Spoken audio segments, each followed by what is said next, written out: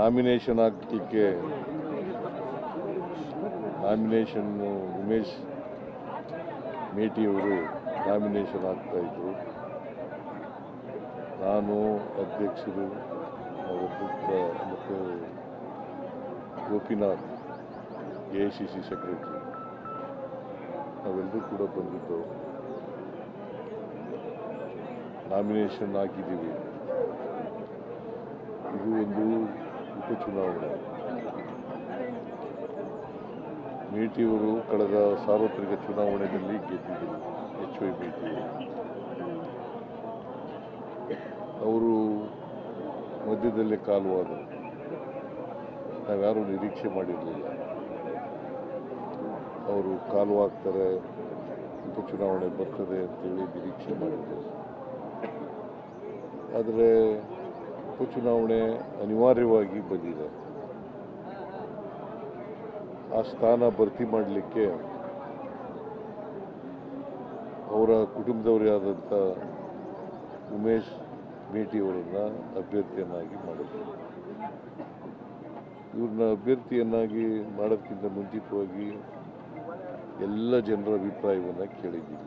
ಈ ಕ್ಷೇತ್ರದ ಜನರ ಅಭಿಪ್ರಾಯವನ್ನು ಕೇಳಿದ್ದೀವಿ, ಮುಖಂಡರುಗಳ ಅಭಿಪ್ರಾಯವನ್ನು ಕೇಳಿದ್ದೀವಿ, ಆಮೇಲೆ ಜಿಲ್ಲಾ ಶಾಸಕರ ಅಭಿಪ್ರಾಯವನ್ನು ಕೇಳಿದ್ದೀವಿ. ಎಲ್ಲರೂ ಕೂಡ ಮೇಟಿಯವರ ಕುಟುಂಬದವರಿಗೆ ಕೊಡಬೇಕು ಅಂತಕ್ಕಂಥದ್ದು ಅಭಿಪ್ರಾಯ ವ್ಯಕ್ತ ಮಾಡಿದ್ರು. ನಾನು ಕೂಡ ಕರೆದು ಮಾತಾಡಿದ್ದೆ. ಮೇಟಿಯವರ 4 ಮಕ್ಕಳನ್ನ ಕರೆದು ಮಾತಾಡಿದ್ದೆ. ಅವರು ಯಾರಿಗಾರು ಕೊಡಿ, ಹೈಕಮಾಂಡ್ನವರು ಯಾರಿಗಾರು ತೀರ್ಮಾನ ಮಾಡ್ತಿದೆ ಅದಕ್ಕೆ ನಾವು ಬದ್ಧರಾಗಿದ್ದೀವಿ ಅಂತ ಹೇಳಿದ್ರು.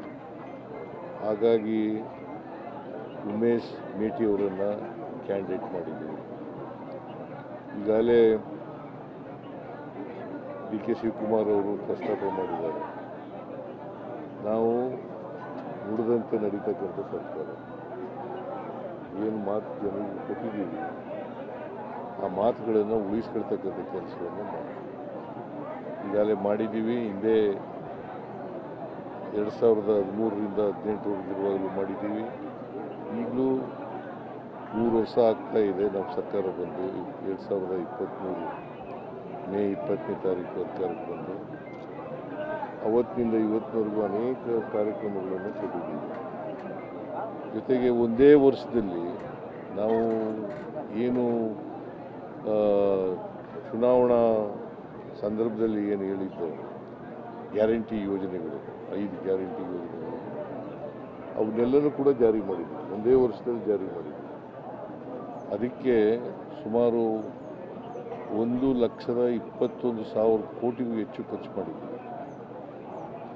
1 ಲಕ್ಷಕ್ಕೂ ಫೆಬ್ರವರಿವರೆಗೆ 1,21,000 ಕೋಟಿಗೂ ಹೆಚ್ಚು ಖರ್ಚು ಮಾಡಿದ್ವಿ.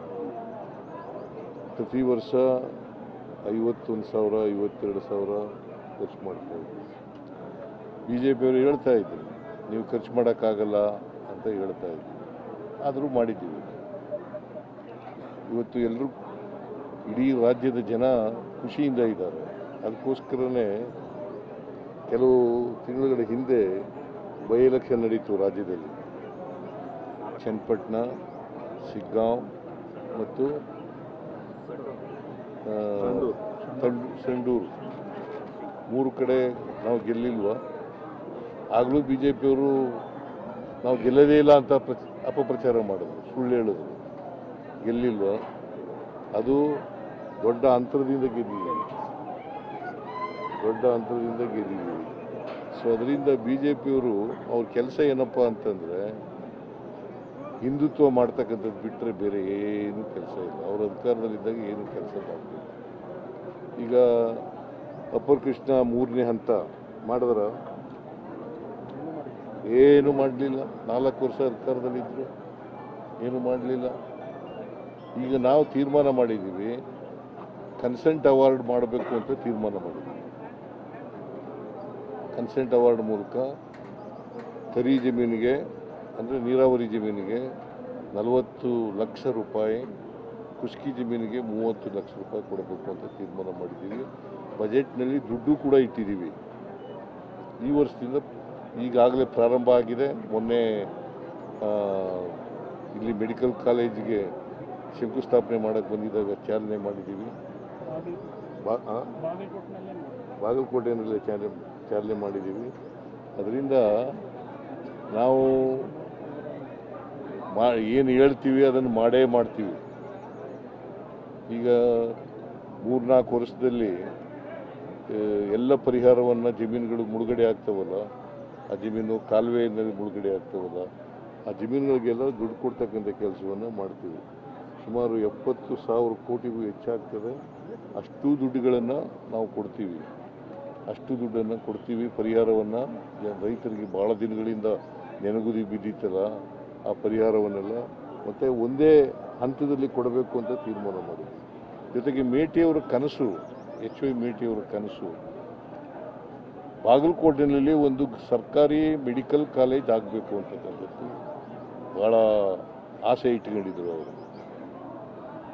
ನಾವು ಅನೇಕ ಕಾರಣಗಳಿಂದ ಅವರು ಬದುಕಿರುವಾಗ ಮಾಡಲಿಲ್ಲ. ಈ ವರ್ಷ ಘೋಷಣೆ ಮಾಡಿದ್ದೆ, ನಾನು ಬಜೆಟ್ನಲ್ಲಿ ಘೋಷಣೆ ಮಾಡಿದ್ದೆ. ಅವರ ಒತ್ತಾಯದ ಮೇಲೇ ಘೋಷಣೆ ಮಾಡಿದ್ದದು. ಬಾಗಲಕೋಟೆಗೆ ಮೆಡಿಕಲ್ ಕಾಲೇಜ್ ಆಗಲೇಬೇಕು, ಸರ್ಕಾರಿ ಮೆಡಿಕಲ್ ಕಾಲೇಜ್ ಆಗಲೇಬೇಕು ಅಂತ ಹೇಳಿದರು. ಆಸ್ಪತ್ರೆ ಆಗಬೇಕು, ಮೆಡಿಕಲ್ ಕಾಲೇಜ್ ಆಗಬೇಕು ಅಂತ ಹೇಳಿದರು. ಅವರ ಒತ್ತಾಯದ ಮೇರೆಗೆ ಮಾಡಿದ್ದು. ಆದರೆ ಶಂಕುಸ್ಥಾಪನೆ ಮಾಡುವಾಗ ಅವರು ಇರಲಿಲ್ಲ. ಅದು ಭಾಳ ನೋವಿನ ಸಂಗತಿ. ಅವರು ಇದ್ದಿದ್ರೆ ಖುಷಿ ಪಡ್ತಾ ಇದ್ದರು. ನಾನು ಯಾಕೆ ಈ ಮಾತನ್ನು ಹೇಳ್ತಾ ಇದ್ದೀನಿ ಅಂತಂದರೆ, 2016-17 ಮೆಡಿಕಲ್ ಕಾಲೇಜು ಘೋಷಣೆ ಆಯಿತು. 2016-17 ಆಗಲೂ ಕೂಡ ಮೆಡಿಕಲ್ ಕಾಲೇಜ್ ಘೋಷಣೆ ಆಗಬೇಕಾದ್ರೆ ಮೇಟಿಯವರೇ ಕಾರಣಕರ್ತರು. ಮತ್ತು ಈ ವರ್ಷ ಘೋಷಣೆ ಆಗಬೇಕಾದ್ರೂ ಕೂಡ ಮೇಟಿಯವರೇ ಕಾರಣಕರ್ತರು. ಅದು ಮೆಡಿಕಲ್ ಕಾಲೇಜು ನಾವು ಯಾಕೆ ಮಾಡಿದೋ ಅಂತಂತಂದರೆ, ಹಳ್ಳಿಗಾಡಿನ ಮಕ್ಕಳು ಕೂಡ ವೈದ್ಯರುಗಳಾಗಬೇಕು. ಸಿಟಿಯವರು ಭಾಳ ಮುಖ್ಯವಾಗಿ ಬಡವರ ಮಕ್ಕಳು, ರೈತರ ಮಕ್ಕಳು, ಅವರು ಮೆಡಿಕಲ್ ಡಾಕ್ಟ್ರುಗಳಾಗಬೇಕು ಅನ್ನೋ ಕಾರಣಕ್ಕೋಸ್ಕರ ಎಲ್ಲ ಜಿಲ್ಲೆಗಳಲ್ಲೂ ಕೂಡ ಮೆಡಿಕಲ್ ಕಾಲೇಜ್ ಮಾಡ್ತಾಯಿದ್ದೀವಿ. ಹಾಗೆ ಬಾಗಲಕೋಟೆಯಲ್ಲೂ ಕೂಡ ಮಾಡಿದ್ದೀವಿ. ಬಡವರ ಹಾಸ್ಪಿಟ್ಲ್ ಕೂಡ ಯಾಕೆ ಅಂತ, ಹಾಸ್ಪಿಟ್ಲ್ ಯಾಕೆ ಮಾಡ್ತಾ ಇದ್ದೀವಿ, ಒಳ್ಳೆ ಗುಣಮಟ್ಟದ ಸೇವೆ ಸಿಗಬೇಕು, ಆರೋಗ್ಯ ಸೇವೆ ಸಿಗಬೇಕು, ಬಡವ್ರಿಗೂ ಸಿಗಬೇಕು. ಬರೀ ಶ್ರೀಮಂತರು ಸಿಕ್ಕಿದ್ರೆ ಸಾಲದು, ಬಡವ್ರಿಗೂ ಸಿಗಬೇಕು ಅನ್ನೋ ಕಾರಣಕ್ಕೋಸ್ಕರವಾಗಿ ನಾವು ಮಾಡಿದ್ದೀವಿ. ಸೊ ಅನೇಕ ಅಭಿವೃದ್ಧಿ ಕೆಲಸಗಳನ್ನು ಮಾಡಿದ್ದೀವಿ. ನಾವು ಅನೇಕ ಅಭಿವೃದ್ಧಿ ಕೆಲಸಗಳನ್ನು ಮಾಡಿದ್ದೀವಿ. ಮೇಟಿಯವರು ಯಾವಾಗಲೂ ಕೂಡ ನಾನು ಭೇಟಿ ಮಾಡಿದಾಗ ಬಡವರ ಬಗ್ಗೆ, ದಲಿತರ ಬಗ್ಗೆ, ಹಿಂದುಳಿದವ್ರ ಬಗ್ಗೆ, ಅಲ್ಪಸಂಖ್ಯಾತರ ಬಗ್ಗೆ, ಮಹಿಳೆಯರ ಬಗ್ಗೆ, ಕಾರ್ಮಿಕರ ಬಗ್ಗೆ, ರೈತರ ಬಗ್ಗೆ ಮಾತಾಡ್ತಾ ಇದ್ರು ಹೊರತು ಬೇರೆ ಮಾತಾಡ್ತಾ ಇದ್ರು. ಈ ನವನಗರ ಕೂಡ ಅವರೇ MLA ಆಗಿದ್ದರು. ಅವರು ಕೂಡ ಕಾರಣಕರ್ತರು ಅಂತಕ್ಕಂಥ ಮಾತುಗಳನ್ನು ಈ ಸಂದರ್ಭದಲ್ಲಿ ಹೇಳ್ತೇವೆ. ಮತ್ತು ಈ ಚುನಾವಣೆ ಇದೆಯಲ್ಲ, ಜನ ನಮ್ಮನ್ನು, ಉಮೇಶ್ ಮೇಟಿಯವರನ್ನು ಕೈ ಹಿಡಿತಾರೆ ಅಂತಕ್ಕಂಥ ವಿಶ್ವಾಸ ಇದೆ, ನಂಬಿಕೆ ಇದೆ. 100ಕ್ಕೆ 100 ಉಮೇಶ್ ಮೇಟಿಯವರು ಗೆದ್ದೇ ಗೆಲ್ತಾರೆ ಅಂತಕ್ಕಂಥ. BJPಯವರು ಏನಾರ ಹೇಳ್ಕೊಳ್ಳಿ, ಯಾಕೆಂತಂದರೆ ಅವರ ಅಪಪ್ರಚಾರಕ್ಕೆಲ್ಲ ಜನ ಮನ್ನಣೆ ಕೊಡಲ್ಲ ಅಂತಕ್ಕಂಥದ್ದು ಈಗಾಗಲೇ ಸಾಬೀತಾಗಿದೆ. ಅದರಿಂದ ಅವರು ಏನು ಹೇಳಿದ್ರೂ ಕೂಡ ಸುಳ್ಳು ಹೇಳೋದು. ಅವ್ರ ಜಾಯಮಾನ ಏನಪ್ಪ ಅಂತಂದರೆ ಸುಳ್ಳು ಹೇಳೋದು. ಅವ್ರ ಮನೆ ದೇವರೇ ಸುಳ್ಳು, BJPಯವ್ರ ಮನೆ ದೇವರೇ ಸುಳ್ಳು. ಅದರಿಂದ ಸುಳ್ಳು ಹೇಳ್ತಾರೆ, ಸುಳ್ಳು ಅಪಪ್ರಚಾರ ಮಾಡ್ತಾರೆ. ಜನಗಳಿಗೆ ಗೊತ್ತಾಗಿದೆ ಅವ್ರು ಸುಳ್ಳು ಹೇಳ್ತಾರೆ ಅಂತಕ್ಕಂಥದ್ದು, ಜನಗಳಿಗೆ ಗೊತ್ತಾಗಿದೆ. ಅದರಿಂದ ಅವರು ನಮ್ಮ ನೀತಿ ಏನಪ್ಪ ಅಂತಂದರೆ, ಸಾಮಾನ್ಯವಾಗಿ ಯಾರು ಶಾಸಕರಾಗಿದ್ದರು ಅವ್ರು ಸತ್ತೋದ್ರೆ, ಅವ್ರ ಕಾಲವಾದರೆ ಅವ್ರ ಮನೆಯವರಿಗೆ ಕೊಡಬೇಕು ಅಂತಕ್ಕಂಥದ್ದು. ಇಲ್ಲೂ ಕೂಡ ಅವ್ರ ಮನೆಯವರಿಗೆ ಕೊಟ್ಟಿದ್ದೀವಿ, ದಾವಣಗೆರೆಯಲ್ಲೂ ಕೂಡ ಕೊಟ್ಟಿದ್ದೀವಿ. ಸೊ ಎರಡೂ ಕಡೆ ನಾವು ಗೆಲ್ತೀವಿ. ಸರ್, ಈ ವಯಸ್ಸು ಆಗಿಂದ ನಿಧನ ಹೊಂದಿದವ್ರಿಗೆ ಅನುಕಂಪ ಯಾಕೆ ಬರ್ತಾ ಇದೆ, ಅದೆಲ್ಲ ಯಾವ ಥರ ಇದೆ? ಅವ್ರಿಗೆಲ್ಲ ಸಮಾಧಾನ ಮಾಡ್ತೀವಿ. ನಾವು ಅಲ್ಪಸಂಖ್ಯಾತರ ಪರವಾಗಿರ್ತಕ್ಕಂಥವ್ರು, ಅವರಿಗೆ ರಕ್ಷಣೆ ಕೊಡ್ತಕ್ಕಂಥವ್ರು ನಾವು. ಶಿಗ್ಗಾಂವ್ನಲ್ಲಿ ಬಸವರಾಜ ಬೊಮ್ಮಾಯಿ ಅವರ ಮಗನ ಮೇಲೆ ಗೆದ್ದವ್ರು ಯಾರು? ಪಠಾಣ್ ಅಂದರೆ ಯಾರು? ಪೈಲ್ವಾನ್ ಪಠಾಣ್ ಅವರು ಮುಸ್ಲಿಂ ಅಲ್ವಾ? ಎಲ್ಲಿ ಕೊಡಬೇಕು ಅದು ಕೊಡ್ತೀವಿ. ಅವ್ರಿಗೆ ಏನು ಕೊಡಬೇಕು ಅವರು ನ್ಯಾಯಯುತವಾಗಿ. ನಾವು ಸಾಮಾಜಿಕ ನ್ಯಾಯಕ್ಕೆ ಬದ್ಧರಾಗಿರ್ತಕ್ಕಂಥವ್ರು, ಸಾಮಾಜಿಕ ನ್ಯಾಯಕ್ಕೆ ಬದ್ಧರಾಗಿರ್ತಕ್ಕಂಥವ್ರು. ಅವರಿಗೆ ಸೂಕ್ತ ಸ್ಥಾನಮಾನವನ್ನು ಕೊಡ್ತಕ್ಕಂಥದ್ದು ಕೂಡ ನಾವು ಮಾಡ್ತೇವೆ. ಅದು ಬಿ ಜೆ ಪಿಯವ್ರು ಕೊಡ್ತಾರಾ? ಒಬ್ಬರೇ ಮೇಲೆ ಇದ್ದಾರಾ ಬಿ ಜೆ ಪಿಯವರು? ಬಿ ಜೆ ಪಿನಲ್ಲಿ ಮುಸಲ್ಮಾನರು ಒಬ್ಬರು ಎಮ್ ಎಲ್ ಎ ಇದ್ದಾರಾ? ನಾವು ಕೊಡ್ತೀವಿ. ನಾವು ಅವ್ರಿಗೆ ಸಮಾಧಾನ. ಯಾರು ಈಗ ಟಿಕೆಟ್ ಕೇಳೋದು ತಪ್ಪು ಅಂತ ಹೇಳಲ್ಲ ನಾವು. ಟಿಕೆಟ್ ಕೇಳಿ ಈಗ ಪೈಲ್ವಾನ್ ಎಂತ ಸಾದಿಕ್ ಅನ್ನೋರು ನಿಂತಿದ್ದಾರೆ ಬಾಗಲಕೋಟೆಯಲ್ಲಿ. ಅವ್ರಿಗೆ ಸಮಾಧಾನ ಮಾಡಿ ದಾವಣಗೆರೆಯಲ್ಲಿ ಅವ್ರನ್ನ ವಾಪಸ್ ತೆಗಿಸ್ತಕ್ಕಂಥ ಕೆಲಸವನ್ನು ಮಾಡ್ತೀವಿ. ಸರ್, ಪ್ರಸ್ತುತ ರಾಜ್ಯ ಸರ್ಕಾರ ಡಬಲ್ ಸ್ಟೇರಿಂಗ್ ಇರೋ ಸರ್ಕಾರ ಅಂತ ಹೇಳಿ ಶ್ರೀರಾಮುಲು ಅವರ ಬಗ್ಗೆ ಆರೋಪ ಮಾಡಿದ್ದಾರೆ. ಡಬಲ್ ಸ್ಟೇರಿಂಗ್ ಸರ್ಕಾರ, ಸಿದ್ದರಾಮಯ್ಯ ಅವರ ಕಡೆ. ಪಾಪ ಅವರೇ ಸೋತ್ ಬಿಟ್ಟಿದ್ದಾರೆ.